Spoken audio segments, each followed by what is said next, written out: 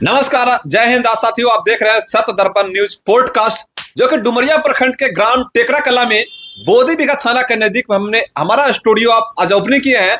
आज हमारा स्टूडियो में सब्बन सुल्तान रिजवी साहब, जो वरिष्ठ पत्रकार हैं इमामगंज विधानसभा के, हमारा स्टूडियो में आए हैं। सबसे पहले आपका हार्दिक हार्दिक अभिनंदन सर, जो कि उचित समय निकाल करके हमारे इस स्टूडियो में आप आए हैं। जी बहुत बहुत धन्यवाद सुमन रंजन जी, आपने जो पॉडकास्ट सत्य दर्पण न्यूज का शुरुआत किया, इसके लिए आपको बहुत बहुत शुभकामनाएं और हमें आमंत्रित करने के लिए आपका विशेष आभार प्रकट करते हैं। जी, आज वर्तमान परिस्थिति में सर अगर बात की जाए तो क्षेत्र में विभिन्न तरह की घटनाएं, विभिन्न तरह की समस्याएं उत्पन्न हो रही है, जिसमें हत्या, बलात्कार, छुआछूत की भावनाओं से आपने देखा हुआ सोशल मीडिया के माध्यम से आपने खुद ही कवर किया है कि ऐसे स्थानों पर लोग आज भी ऐसे भ्रमित हैं जो छुआछूत के माध्यम से दाह संस्कार जैसे अस्तित्व में जो क्षेत्र में समस्या आया है। तो इस तरह की समस्या को निजात पाने के लिए, इस तरह समस्या का छुटकारा पाने के लिए किन किन समस्या से हम लोग, किन किन चीजों से गुजरना पड़ेगा सर? देखिए, सबसे पहली बात कि क्राइम को हम दो क्षेत्र में बांटते हैं।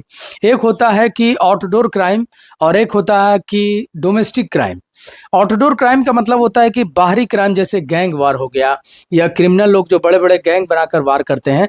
तो ऐसे लोग तो हमारे क्षेत्र में अगर माना जाए तो चाहे नक्सली को भी एक गैंग के रूप में देखा जाता है, जो प्रशासन जिस रूप में देखती है, जबकि उनकी विचारधारा एक अलग है। लेकिन वैसे लोग जो हैं बाहरी आक्रमणकारी, जो किसी के घर पे हमला कर देना, लूट डकैती कर देना, इस तरीके के अपराध जो है हमारे क्षेत्र में अब कम चुके हैं। उससे कोई गैंग सक्रिय नहीं है। लेकिन डोमेस्टिक वायलेंस जो है, घरेलू हिंसा, बाप बेटी को मार दे रहा है, बेटा बाप को मार दे रहा है ना, माँ बेटी को मार दे रही, इस तरीके के हिंसा लगातार बढ़ते जा रहे हैं। ऐसे में तो प्रशासन हर जगह सख्त है, चुस्त दुरुस्त है, कार्य कर रही है। हर जगह सशस्त्र सीमा बल के जवान, बीएसएफ के जवान सब जगह तैनात हो चुके हैं। लेकिन अब सबसे बड़ा सवाल आता है कि अब हर घर में कितना बॉडीगार्ड दिया जाए। इसके लिए, इस क्राइम को खत्म करने के लिए सबसे बड़ी चीज है अभी के डेट में जो ये है कि आपसी समन्वय नहीं बन पा रहा है लोगों में।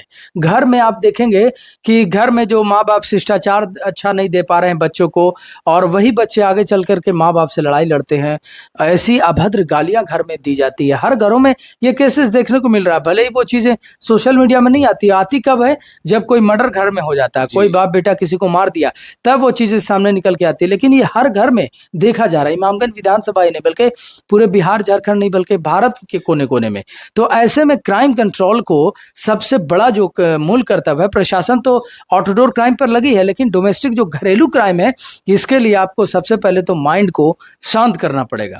कहीं तो ऐसा तो नहीं है जो पुलिसिया डर एक अपराधी में पहले से बरकरार होती थी, उस तरह के पुलिसिया डर अभी वर्तमान परिस्थिति में अपराधी में नहीं है? नहीं, ये इसको भी मान सकते हैं, क्योंकि देखिए भारतीय संविधान कानून के मुताबिक जो भी गलत करते हैं उनको सजा मिलती है। हमारा कानून कहीं से किसी भी तरीके से गलत नहीं है, फ्लेक्सिबल भी है, रिजिड भी है।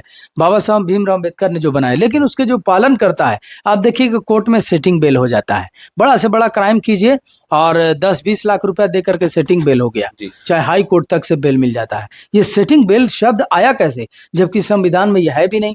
प्लस में आप देखते हैं कि बड़े बड़े मुजरिम जो जेल जाते हैं, आज मर्डर किया उन्होंने 6 महीना बाद छूट गए, फिर दूसरा मर्डर किया उन्होंने छूट गए, है ना। शराब तस्कर पकड़े जाते हैं तो वो लोग पेशा बना लेते हैं कि 2 महीना जाना है, फिर शराब उसी तरह से हमको बेचना है। तो ऐसे में सफलता नहीं मिल पा रही और प्रशासन का डर जो है लोगों में अभी वर्तमान परिस्थिति में अगर बात किया जाए रिजवी साहब, तो आजाद भारत के 75 साल के बाद देश आजादी का अमृत महोत्सव मना रहा है। लेकिन अस्पृश्यता के अंत अनुच्छेद 17 में अंकित की गई है, लेकिन उस संवैधानिक अधिकार को अंकित करने के बावजूद कुछ वैसे तत्व के अभी भी लोग हैं जिसका मानसिकता अभी भी गुलाम है, जो कि आपने देखा हो कि शव को जलाने से स्थल पर नहीं रोक दिया जा रहा है। देखिए, आज के डेट में सोशल मीडिया एक बम बारूद की जैसा काम कर रहा है और लोगों में इसका इतना बड़ा डर माहौल पैदा कर दिया है कि लोग ज्यादातर पुलिस प्रशासन और नेता जनता से नहीं डर रहे हैं, सबसे ज्यादा डर रहे हैं सोशल मीडिया से कि हमारी इज्जत उछाल दी जाएगी। अब देखिए कि अभी तक वो चीजें समान तौर पे चली आ रही है। उस समय से छुआछूत, भेदभाव आज भी है, लेकिन लोग बोलने से परहेज करते हैं कि भाई केस हो जाएगा, लोग हमको ट्रोल करने लगेंगे। लेकिन ये मानसिकता कई लोगों में देखी जा रही है आज भी। इसका रिसेंटली एग्जांपल जो कि हम हाल ही में गए थे कुजेसर पंचायत के, जो कि वहां पर हमने देखा था कि एक महिला थी जो दास समाज की महिला थी, और दास समाज की महिला का सबसे बड़ा रोल ये होता है कि कोई भी बच्चा, किसी भी जाति धर्म के लोग, उनकी महिलाएं जब बड़े घर की जन्म देती हैं तो उनके पूरे बॉडी को स्पर्श करती है, छूती है, तेल लगाती है, उस अंग में भी हाथ लगाती है जिस जगह पर, जिसको हम कह सकते हैं कि वो प्रसव करवाने महिला प्रसव होती है ना, प्रसव कराने वाली, जी। इतना ज्यादा ख्याल रखने वाली। और वो जब मर जाती है तो उसका अंतिम संस्कार नहीं नदी में करने दिया जा रहा है। ये कितनी बड़ी बात है ना। आखिर कहीं ना कहीं मानसिकता के लोग इस तरह से अभी भी सोच भ्रमित करके रखे हैं। सोचने वाली बात है। तो ऐसे लोगों को जागरूक होने वाली बात है, और ऐसे लोगों के लिए कड़े कानून में प्रावधान होने चाहिए जो छुआछूत जैसे भेदभाव को आज भी लेके चल रहे हैं। तो सबसे बड़ी तो उनकी मानसिकता की कमी है। हालांकि भारत बहुत कुछ अभी बदल रहा है। जी, बहुत बहुत धन्यवाद रिजवी साहब जो हमारे पॉडकास्ट स्टूडियो में आप आए। जी जी, समय निकाल करके बहुत, इसके लिए दिल से आभार, थैंक यू। जी जी। और क्षेत्र के विभिन्न घटना, विभिन्न परिस्थिति को आपने धरातल पर जाकर के उजागर करने का कार्य करते हैं, इसके लिए भी मेरी तरफ से दिल से थैंक यू। धन्यवाद सर।